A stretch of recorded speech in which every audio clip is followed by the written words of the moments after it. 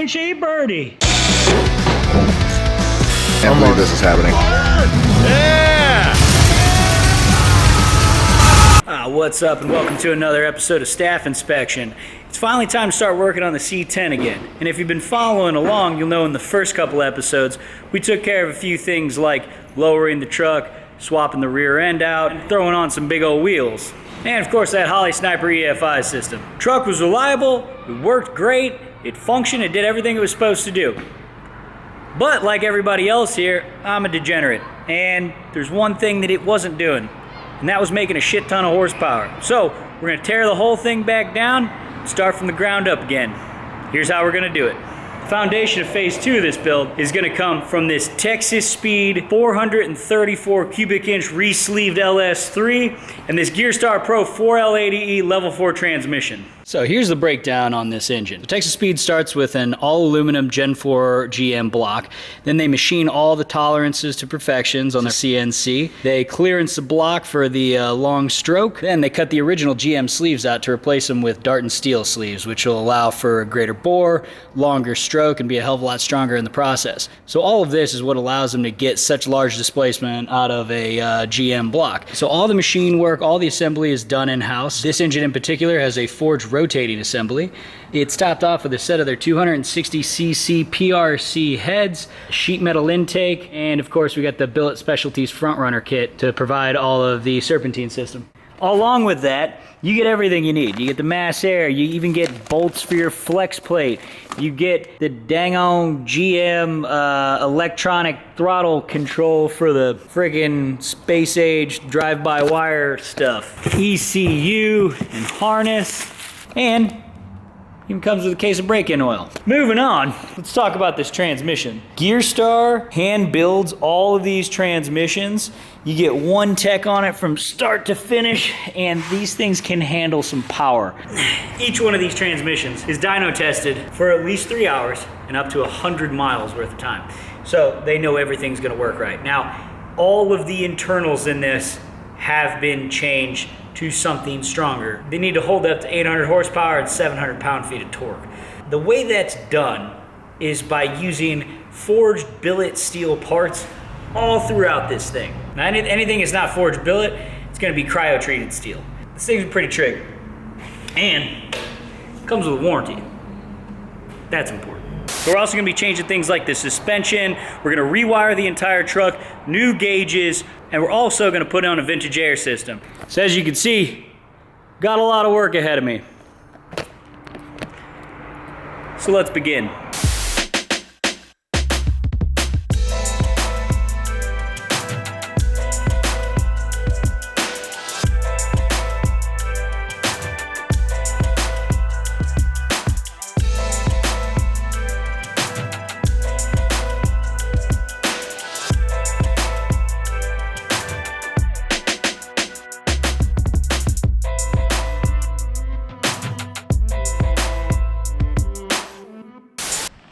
All right, engine and trans is out.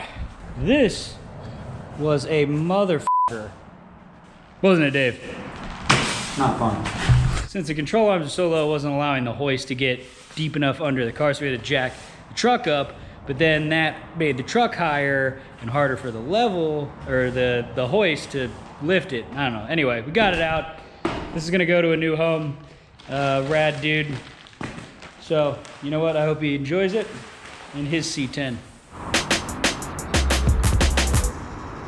Okay, so the last few days, I've been tearing this thing down, just trying to get everything stripped out and out of the way. I'm pretty much fed up with climbing over the fenders and core support, so I'm just gonna take it all off. I was trying to avoid that, but you know what? Like, it's just gonna be easier to access everything, and it's gonna make this whole process faster. So, we're gonna take the front clip off the truck.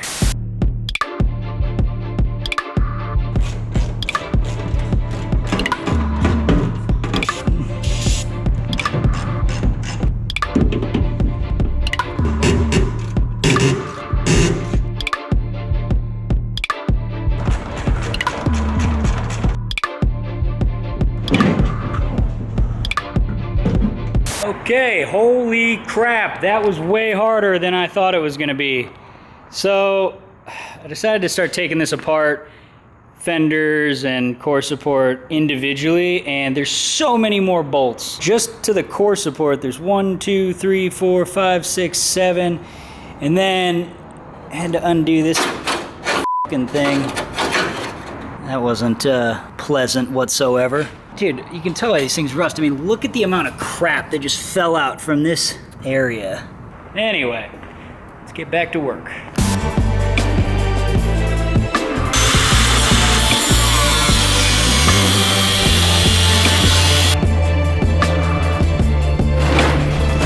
Yeah, there we go. Okay, so got that shit out. Now we got access to all this shit. Now we can take more of that shit out and clean it. And then actually start working on parts. It's late.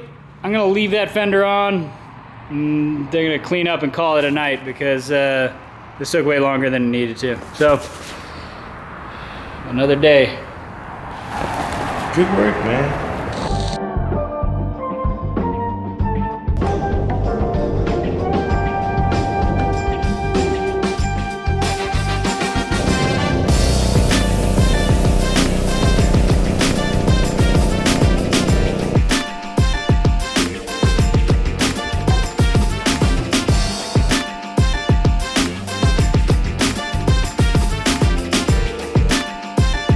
We've got all of the front suspension off. I'm gonna spend a little time with this contour tool, get some of this old paint off, get this like firewall cleaned up, and then we'll just hit it with some black. That way, you know, it just looks a little bit better.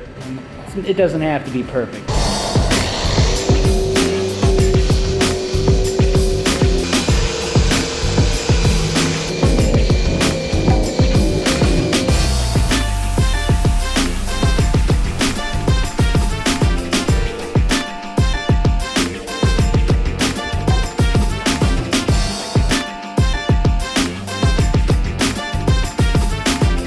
Since I have that QA1 coilover suspension that we're going to install in the front, these need to come off. There's 4 bolts that hold it to the frame rails, and then these 4 rivets that hold it to the top hat. So basically we're just going to go ahead and cut and pop them out, and hopefully it's not too much of a pain in the ass.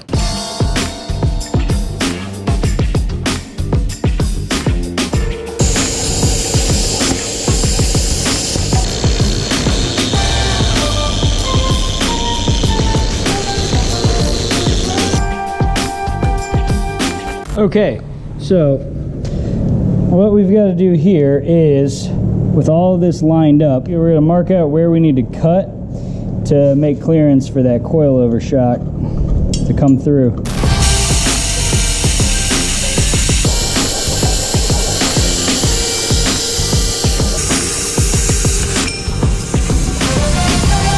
Got the tops of the shock towers cut out.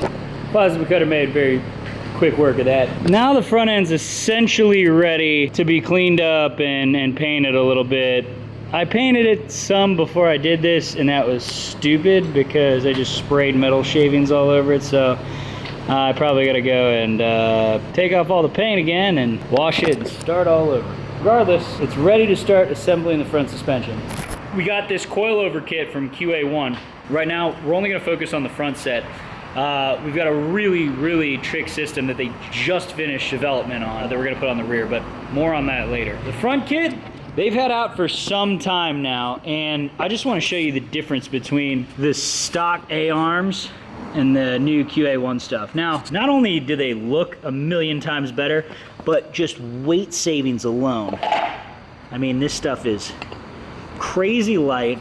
You can tell that like all the hardware is really nice. And these ball joints are actually easily removable. They come already pressed in, so you don't need to like press new ball joints in and, you know, do all that shit. So I'm really stoked on this. I mean, dude, these lower control arms are f***ing heavy. These guys, that's maybe 10 pounds. The actual meat and potatoes of these coilovers, these guys are so small. Just this spring weighs easily twice as much as this entire assembly. This is all billet aluminum. It's super light. You got compression and rebound dampening. It's nice. You can tell like just the sheer quality of it is really nice. We already took everything off, and please excuse that. I just painted over it just so we wouldn't have any rust. You pop off that bracket here, cut a hole in the top, you know, go through, clean up your holes. There's a chance that these may not line up totally 100%, but this guy right here is the top hat for the coilover. It just sits on there like that. Now, I'm gonna beat that in because that looks like shit. But yeah, all the holes should, in theory, line up. Now, if this was flat, that would be a lot easier. If you want detailed instructions on how to do that, QA1 actually has an entire video set on this. It's like step by step. It's really entertaining. It's actually good. It's not fucking impossibly boring to watch. So I really appreciate that. So if you need a step by step, watch that. It's way better than anything I'll be able to tell you. So I'm gonna get these on right now, and we'll just probably cut to some sort of a montage.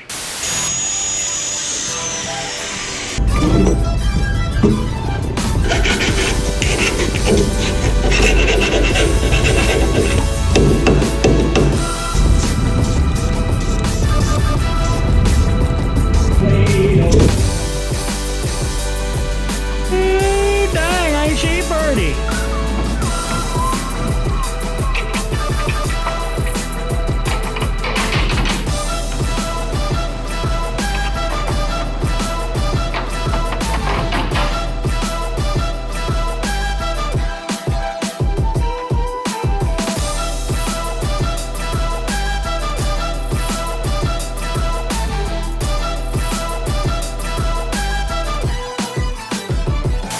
All right, so we got everything in. Overall, looks f***ing sick. This really was not hard. Whole process just took a couple hours, and that was just kind of figuring out where everything goes, making sure I wasn't messing anything up, but man, it looks so trick. So now all we gotta do is throw on the new sway bar, and that will be pretty much complete. Obviously minus the new spindles and brakes and stuff that I'll have on there.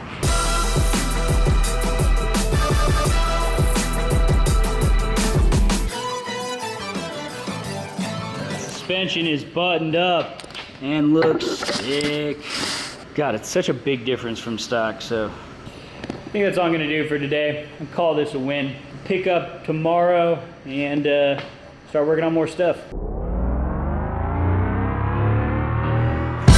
All right, so we're gonna try to get this engine in tonight. Today, I got some help. What's up, guys? Let's go. What's up? Yo, introduce yourself to the people. John? Joshua? Well, All right. We're basically gonna test fit the engine because I have a sneaking suspicion that at some point it might have to come back out. But we're gonna get this bad boy in. So in order to do that, a couple of the basic parts in order to mount this up into the C10 chassis. We've got some new clamshell mounts with new polyurethane motor mounts. Of course, Holley makes these mount brackets, and these adapt right to the old Chevy clamshell style mounts. We went ahead and grabbed a TCI flex plate, ARP hardware to bolt that up, and this is the new cross member, so that 4L80E will slide in. What's up, Hank? Beyond that, obviously, you're gonna need new exhaust, all that other stuff, but we're not gonna get into that right now. So this is the basic points of what you'll need to mount it in. So we're gonna get to it. First, we gotta get this intake off so we can pick up this engine.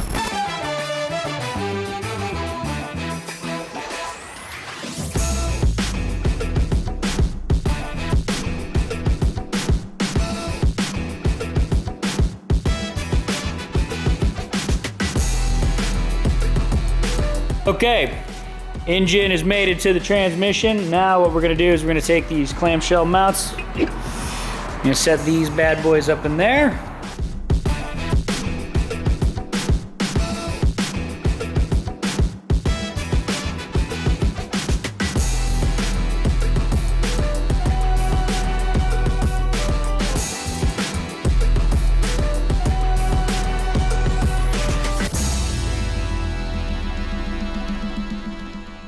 Okay, we're back in the garage, and today we gotta fix a very important thing. When we put this engine and trans in, got the flex plate bolted up, when I went to go and try to bolt the converter to the flex plate, I realized that I had the wrong flex plate in there.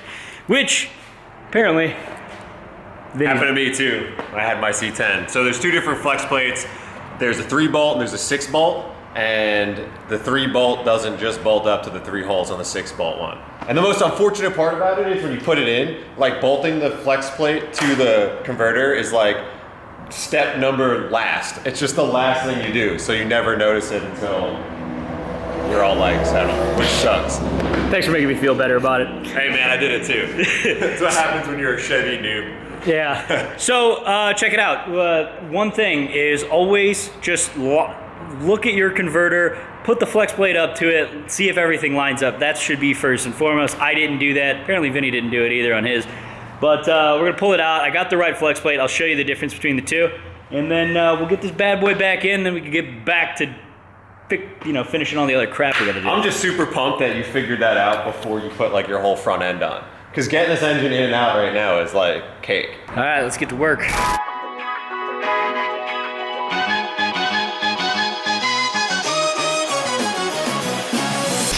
Okay, engine is back out. I'll pull the tranny off so we can access the flex plate. Jesus. This flex plate is traditionally for a 4L80E, which has a 6-bolt converter on it. This yank converter came in the 3-bolt 4L60 style, right? So these bolts don't meet up to these guys. So basically for this converter, I'm having to run a flex plate that would essentially be for a 4L60E. And now with this, it comes in, you can see that these holes all line up good now. If you're getting one of these TCI SFI rated flex plates, the difference is one number. So the number that I got before was a 399754, and that was for the 4L80E. This is a 399753. This is the correct one. This is the one we're going to use, and then we can get this engine back in and get back to where we were.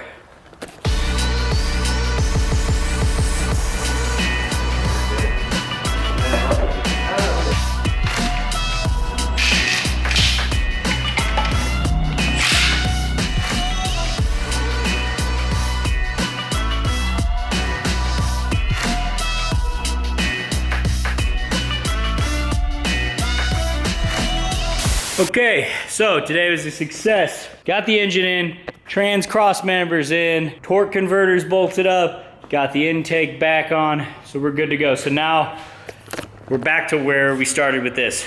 The next episode, we'll deal with mapping out the fuel system and a few other things so we can move this project forward and hopefully get closer to the point of firing it up and hearing this bad boy chop. Have a good night.